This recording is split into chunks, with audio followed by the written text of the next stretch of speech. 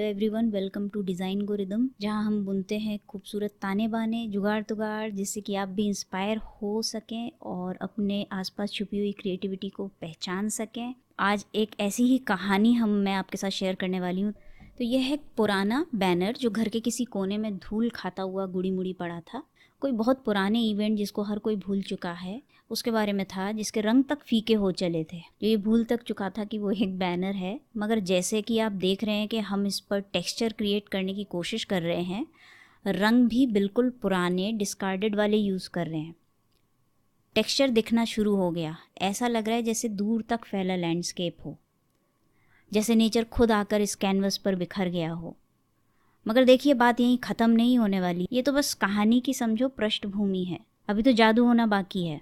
अभी तो इस कैनवस पर जान फूंकनी बाकी है। इस कैनवस के जरिए हम कह रहे हैं एक कहानी का माध्यम है वारली आर्ट। हम दिखा रहे हैं स्कूल में होने वाली अनगिनत एक्टिविटीज। देखो कैसे ब्रश कैनवस पर उकेर रहा है बच्चों की हंसी, खेल, संगीत, तैराकी और न जाने क्या क्या, जैसे कोई उत्सव हो। खेल खेल में सब सीख लेने का सुख है ना खूबसूरत। अब जितना इनोसेंट, संभावनाओं से भरा और ऊर्जा से भरा बच्चों का मन होता है, ऐसा ही तो होना चाहिए ना इस आर्ट फॉर्म की आउटलाइन को भी, जो अनप्रिडिक्टेबल हो, बह रहा हो और अपनी ही धुन में मगन हो, बचपन की तरह। तो आर्ट फॉर्म और आउटलाइन के बीच उसी हार्मनी को अचीव करने की कोशिश चल रही है यहाँ। आउटलाइन को फ्री फ्लोइंग रखा है। अब कैनवस तो खूबसूरत लग रहा है, मगर अभी भी एक अधूरापन है। फ्रेम के बिना हम इसको मास्टरपीस कैसे कहेंगे? तो चलिए उसे भी तैयार करते हैं। सामान जुगाड़ वाला होगा, यानी कि जो पहले से बचा हुआ सामान है उसी को यूज करके हम फ्रेम तैयार करेंगे।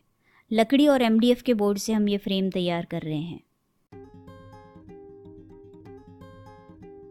MDF बोर्ड की आउटलाइन को हम फ्री फ्लोइंग रखेंगे ताकि बाकी सारे एलिमेंट्स के साथ इसकी हार्मनी बनी रहे और जो कहानी इस कैनवस के माध्यम से हम कहना चाह रहे हैं उसका पूरा आनंद उठाया जा सके।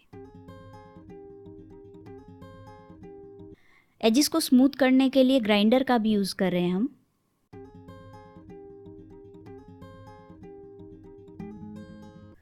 अब जबकि कैनवस पर इतना टेक्सचर बिखरा हुआ है तो फ्रेम की आउटलाइन को हम कैसे यूं ही छोड़ देंगे। तो चलो कुछ बचा हुआ सामान यूज़ करके उसकी भी जुगाड़ करते हैं कुछ, जैसे chalk powder, POP, Fevicol, colour, लकड़ी का बुरादा।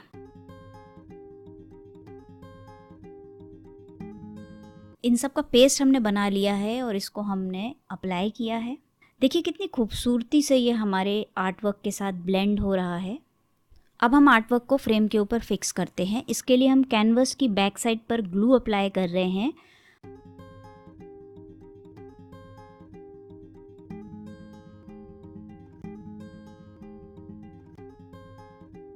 और अब ध्यान से कैनवस को फ्रेम के ऊपर प्लेस कर रहे हैं।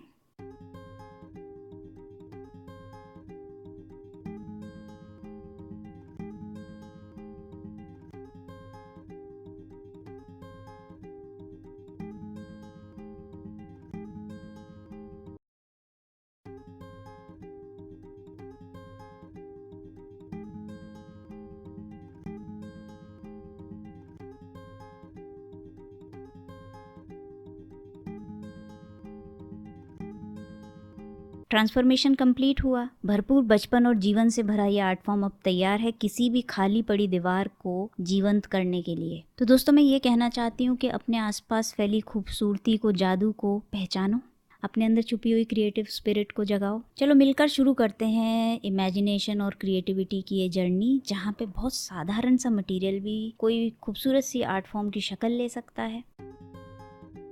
बने रहो ऐसी ही और भी खूबसूरत कहानियों के लिए। चैनल को सब्सक्राइब नहीं किया है तो सब्सक्राइब कर लो और देखो इस दुनिया को संभावनाओं का लेंस पहनकर।